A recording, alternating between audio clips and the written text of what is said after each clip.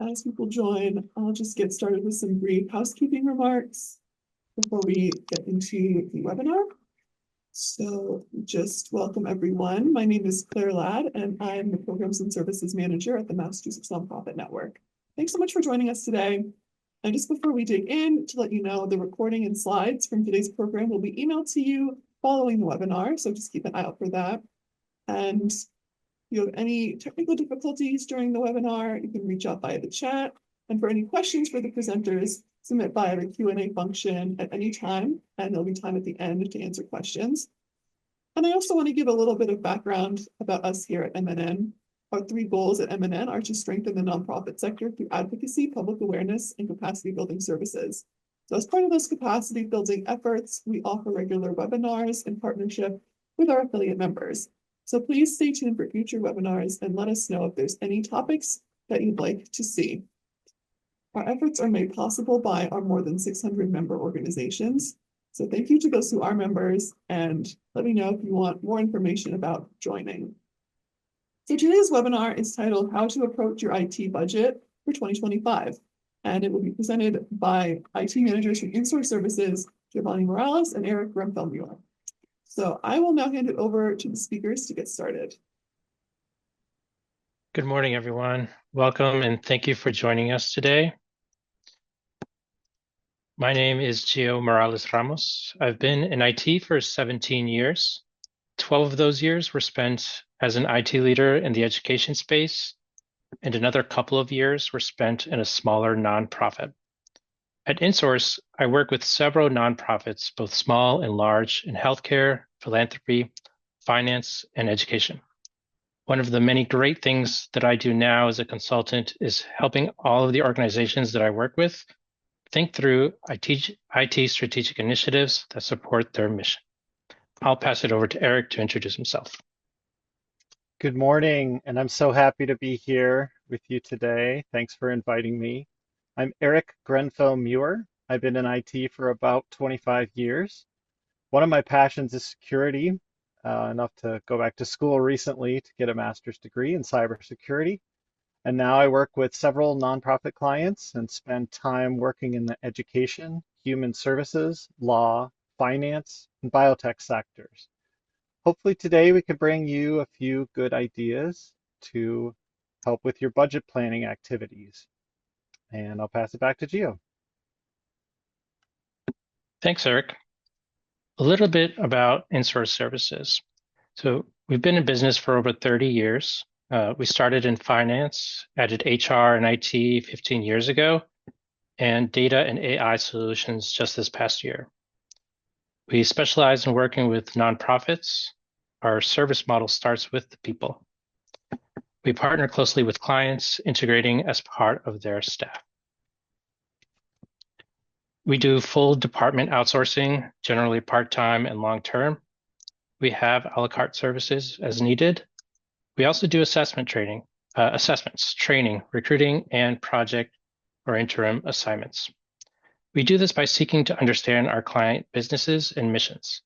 We have experienced expert senior account leaders, and our work is performed at the most cost-effective and appropriate expertise level by client teams. We have approximately 170 employees. Here's a quick overview of what we'll be covering today. We'll also provide examples as we move through the presentation. In fact, let's begin with one now to discuss assessing current IT infrastructure and needs. We started working with an organization that had a budget deficit, and they asked us to do an IT spending assessment. One of my colleagues and I reached out to every vendor to either right-size licensing, determine if there could be an early exit of contracts, and remove auto renewals. Altogether, after negotiating as much as we could with each vendor, we found a little over $1 million in savings. So now the question is, how do you prevent overspending in IT? Or even if you feel like you may not be doing that now, how do you go about determining whether that is true? Well, you start with an audit. It is most effectively done by an outside firm. An internal audit can be helpful too. The audit should focus on identifying areas where processes are inefficient or where manual work could be automated. It should help identify either underutilized systems or redundant services. Perhaps there are systems that can be integrated to create more efficient workflows. Salesforce does a good job integrating well with many external services such as Microsoft, Google, HR platforms, or financial databases. Overall, what are the gaps that need to be addressed? What are some of the key questions that we should be asking, like are current systems supporting organizational growth? Are there any outdated technologies that need to be upgraded? Are there redundant platforms or services? Once the audit is complete, it's important to categorize the identified issues by priority. Focus first on critical gaps that require immediate action, such as security vulnerabilities, performance bottlenecks, or compliance risks. Then develop a plan by creating actionable steps. Determine how much each action step will cost and decide where in the fiscal year you can execute those steps. We asked a lot of the same questions during the IT budget spending audit, and we'll expand on some of those questions in a bit. Now I'll pass it over to my colleague Eric to discuss IT priorities and core objectives. Thanks, Gio. So when you invest in that IT infrastructure assessment, we hope you get a clearer sense of how IT supports your organization's core objectives. Those objectives are what should be driving IT spending. Sometimes a core objective is simply to highlight the pain points and fix them. So we came to a nonprofit client whose staff reported really long login wait times. I sat with one woman at a branch office. I got a stopwatch out and timed a 3-step login process at 6 minutes. And she said that was a good day. So after we did an assessment for the organization, we realized that that login affected every staff member who logged into that system in that way, and calculated across the organization during a single week, staff waited more than 80 hours, 80 hours, just waiting for logins to complete. So if that wasn't a high priority before, that number clarifies the scope of what was going wrong there. Now, sometimes a fix like that is just a couple of hours tweaking network settings. But if instead you need a larger technical makeover, that IT assessment is something you can take to your board to make your case. What projects are essential to organization success? What's going well? We worked with a school where financial aid was critical for enrollment and retention, so you can bet their IT budget protects that financial aid platform. Which initiatives require the greatest support? That same school was using a student information system from the 1990s. Now, I kind of liked the 90s, I'll be honest, but I don't want my server running 90s software, and they didn't either. They migrated to a cloud-based ERP system. That's one of those with modules for lots of different departments that connect and integrate together. It took them 18 months to deploy, so there was commitment at all levels of the organization. But now the staff are doing less dual entry, and the student and faculty experience is much improved. Not every organization can deploy an ERP system, but it's a perfect example of aligning IT across departments. You gain a lot of consistency and cost savings with things like automated tasks, reporting, when IT platforms in different departments can easily communicate. And Gio will speak to that a little later. Along with any others, cybersecurity should be a core objective. And we'll tell you why on the next slide. No doubt about it, cybercrime can pack a financial punch. So we worked with a nonprofit who unfortunately suffered a ransomware attack. It was a Friday morning. They literally watched files getting encrypted, dashed into the server room, pulled network cables, and powered off servers. They collected computers from over 200 employees and sent them all home. The place effectively shut down. They couldn't provide services to their constituents, obviously couldn't bill for those services. Then our team got to work. We created a bunch of servers over a weekend, re-imaged dozens of laptops the following week, bought and prepped dozens more the week after that. So after all of this and paying investigators, I'm sure their remediation costs were north of $250,000, and that's without even paying any ransom. You may or may not be able to quantify lost productivity of your staff, but those losses are real too. The original ransomware strains used to just encrypt your files. Now the bad actors infiltrate your network, siphon out or exfiltrate your data, and keep a copy of all your intellectual property on their side. If you don't pay, they can auction off your data to the highest bidder, publish it outright. If you're lucky, it's just embarrassing. If it's sensitive personal data or protected health information, you're probably on the hook for fines from Massachusetts or from various other bodies if you violate compliance frameworks for any reason. Because Massachusetts law requires organizations report breaches of sensitive data, that can damage reputation.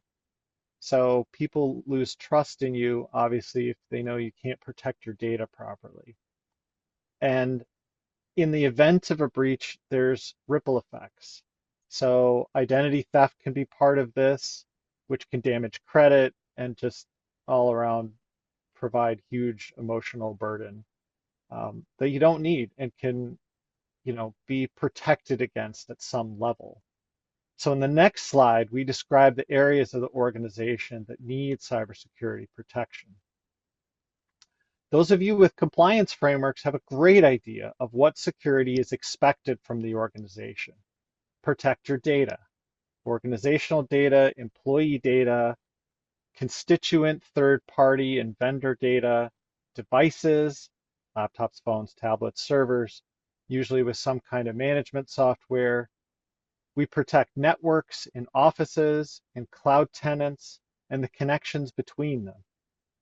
We also protect people with security awareness training. They're the last line of defense against outside attacks.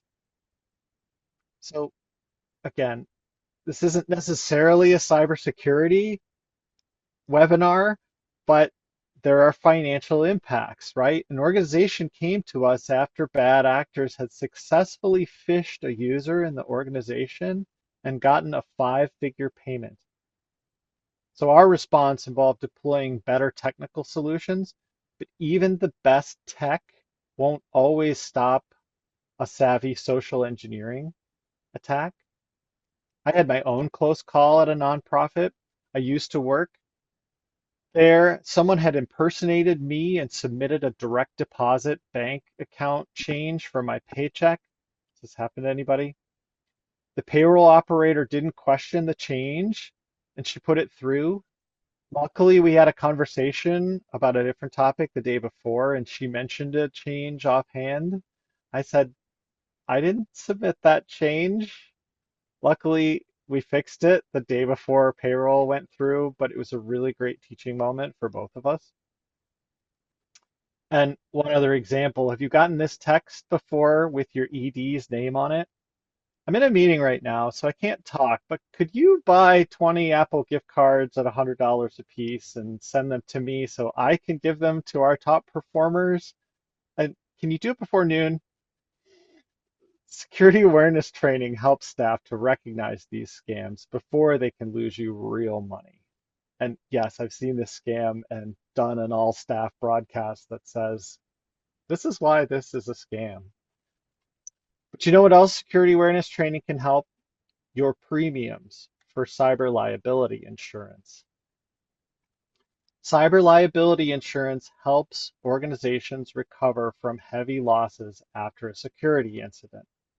Remember that $250,000 bill that I talked about before from that nonprofit? They had an active cyber liability insurance policy. So they didn't just have the kind of bolt-on to the general liability policy, if you're familiar with this. which is better than nothing at all, they had a separate cyber policy with a custom coverage amount that was right-sized for the organization. The insurance company hired top-notch investigators who knew exactly what to do and guided them through a smart and quick response and recovery process. So if your organization can't absorb those kinds of costs just to restore services to what they were the week before, and you haven't already, please get a quote for cyber liability insurance and build that into your IT budget. At this point, I'll pass it over to Gio. Thanks, Eric. Let's dig into scalability and long-term solutions. So establishing good roots. So we worked with another organization that had over 100 virtual servers managed by physical hardware that needed to be replaced. Unfortunately, there was no control process for spinning up new servers, hence the large number. And to replace the hardware, they were looking at a quote for $500,000.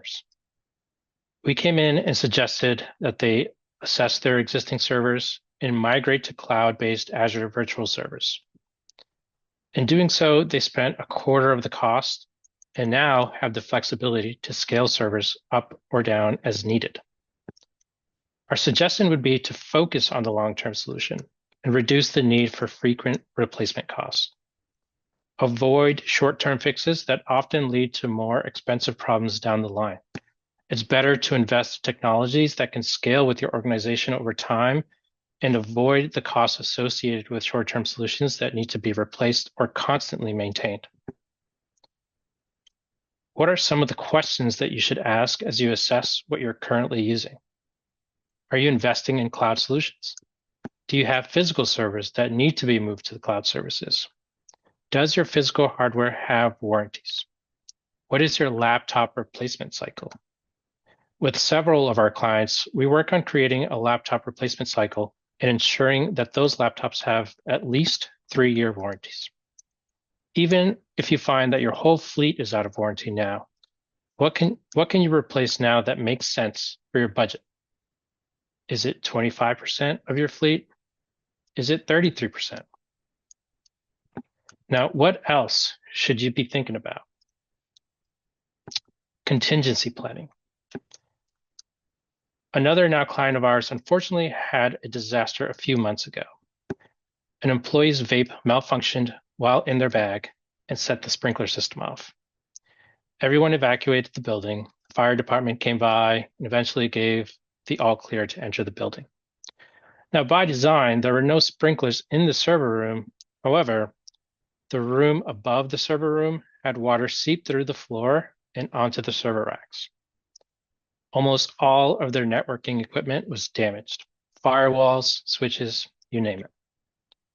Mind you, this is an organization that provides services, and this is their main source of revenue. And although they had multiple sites, everything was connected to their main site where the fire occurred. They called us, and we had to source temporary network equipments for them and get them up and running as soon as possible. But we had to wait for things to dry, and there were repairs involved. Unfortunately, business was down for a few days at all sites, and a lot of potential revenue was lost. It's important to allocate a portion of the IT budget, typically 10 to 20%, for unforeseen issues. This contingency fund can be used to address unexpected situations such as security breaches or hardware failures, like a laptop or a few that was not part of the replacement cycle. We know that IT systems are prone to hardware failures. Perhaps there's a sudden software licensing change, or there are new regulatory compliance demands. These unplanned expenses can be significant, and having a contingency fund allows organizations to address them without impacting regular operations. Also, having a disaster recovery plan in place, along with cloud-based backup solution, allows organizations to restore services with minimal downtime. And regularly testing these plans, ensuring that they will work when needed, providing confidence that your organization can continue to operate even during a major incident. Now, this leads us to cost-saving opportunities. And we'll start with staffing. Do you have the right people to do the work? We know that organizations grow or change over time. Perhaps you used to have 50 servers on site, but now they are all in the cloud. Perhaps you have 5 consultants for work that can be done by 2. Check your staffing levels to ensure you have the right mix of internal staffing and/or external support resources. Do you have short-term or long-term IT projects? Where or when does consulting make sense? Assess your organization's needs and initiatives to make these decisions. Now let's take a look at automation.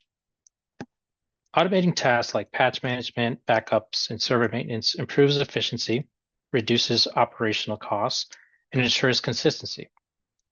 Automation can also prevent downtime and human error. We've integrated HR platforms with IT systems and have created automations to streamline hiring processes and reduce hours spent on account setups. At one of the clients I work on, we work closely with their director of HR to determine what an automation looks like using their HR platform, which has now become the source of truth for all of their staff info.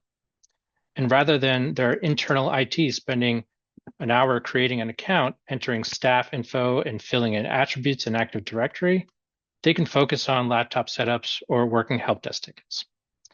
During a busy hiring season, this can save countless hours. Or perhaps you can consider an automation for your offboarding process. An automation can prevent being over-licensed by removing Microsoft licenses from exiting staff members. Now you have more accurate data to determine your license count. And speaking of data, we've also cross-collaborated with the data and AI solutions team here at Insource, connecting staff from the finance team and even the data teams at some of our organizations to streamline data entry and querying, allowing those teams to focus more on deliverables and reporting to constituents. Earlier, I mentioned how things change over time. This has certainly happened in the data world. A while ago, Tableau was the best reporting software, and Microsoft's Power BI was lacking in quality. Today, Tableau is very expensive, whereas Power BI is now a go-to with all of its new and advanced features. And it's less expensive, saving tens of thousands of dollars. And so what softwares are your teams currently utilizing? What are the repetitive data entry or report generating processes that can be automated and streamlined? Are you taking advantage of artificial intelligence, or are you considering adopting it? Certainly more to think about there. I'll pass it over to Eric to discuss more cost-saving opportunities. Yeah, Gio's got the right idea. We have a lot of folks doing automation and reporting changes, and their lives get much better. You can also review software licensing, including vendor contracts. So it's no secret that consolidating vendors can lead to cost savings, like the commercials for bundling insurance. Bundled licensing from a company like Microsoft can be so attractive. If you're a Microsoft shop, it really can feel like a one-stop shop because there's so many offerings available. So exploring those consolidated platforms is smart. See if longer terms can bring cost savings. But we do recommend being careful about going in all with one company. If a company changes its pricing or contract terms, their platforms become unstable, you could be locked into their systems for longer than you want to be. Anyone had a software contract that went and required a 60 or even 90 days notice to cancel? I put a reminder on my calendar once for 33 days before contract renewal and told them about the change, and they said, that's great, but we require 60 days notice for any changes, so we've renewed your contract already, and we'll be sure to make those changes next year. Great. Then you've got a sticky argument to navigate. So look carefully at whether long-term commitments make sense and which contracts auto-renew. On the other hand, monthly contracts have benefits too. We work with one nonprofit who hires a lot of people in large waves. So then they might like pause and hold steady for a while. And in other cases, in many places, staff members leave, positions aren't filled for whatever reason, and licenses sit unused. So having the flexibility in the contract to add and subtract licenses monthly can be attractive. And if you pair that with Gio's automation example, you can have automation that adds and removes those licenses automatically when you onboard or offboard users. On the next slide, we ask the question, are you getting all the return on investment you can from grants and donations? Make sure you're asking all your vendors for nonprofit donations or discounts whenever you buy or renew those contracts. Some vendors like Cisco have restrictions on their donated hardware, but others like Microsoft, Google, AWS, Salesforce, quite lenient and generous. And those are the simple ones. Is your development department involved? Do you have them asking for 4, 5, 6, or even 7-figure tech grants from the right organizations? We've seen those from Dell, from Google, and others. They're out there, and it's worth checking every couple of years to see if your organization will qualify or if you have a program that fits something that they're interested in supporting. And our final cost savings category on the next slide is cloud services. Are you a Microsoft or a Google shop? Both have low cost file sharing services. So if you store all your files with another provider like Box or Dropbox, just make sure that's the smartest way for the organization. Even when a project may be needed to migrate files from one platform to another, there's still often cost savings available if you're using something like SharePoint or Google Cloud or even Azure or AWS, depending on the kind of data you need. If you do use Azure or AWS, consider reservations, which is basically extending the contract term. These arrangements regularly cut prices by 50 or 75%. They're sometimes listed early terminations and they're sometimes enforced in case you want to change your mind. So we recommend people get on those quickly unless there's specific reasons not to. And finally, cloud systems get very granular with pricing because of some of the data things they can do can be very complex. So talk to your engineer about the cost management calculators in those platforms that can optimize those cloud system costs for you. So we've given you lots of budget suggestions, and our takeaways are perform IT assessments to understand where your budget dollars should best go. Align your IT budgets with the organization's mission. Prioritize security in your IT budget. Plan for contingencies and future IT needs. And seek IT cost savings, we'll fix that, in the right places. Make sure the costs and the expenses that you build into your budget are all the right ones. Teamwork makes the dream work. We can all make budget at the right time. Thanks so much. And if your team has any questions, we have plenty of time. I don't see anything in the Q&A box, but you're welcome to submit questions. Gio and I are here, hopefully with some answers. Sharing the presenters' contact info and the follow-up email if anyone wants to get in touch that way. We can stick around for a few minutes if you'd like to dialogue with us. We're happy to do that. Otherwise, thank you so much. And yeah, feel free to give us a contact information and we can take a discussion offline also. Great. Well, thank you everyone for joining us. Thank you. Thank you to the speakers. Really appreciate you joining us today for the presentation. And like I said, I'll be sending around follow-up email to everyone who registered. So keep an eye out for that. And have a great day, everyone.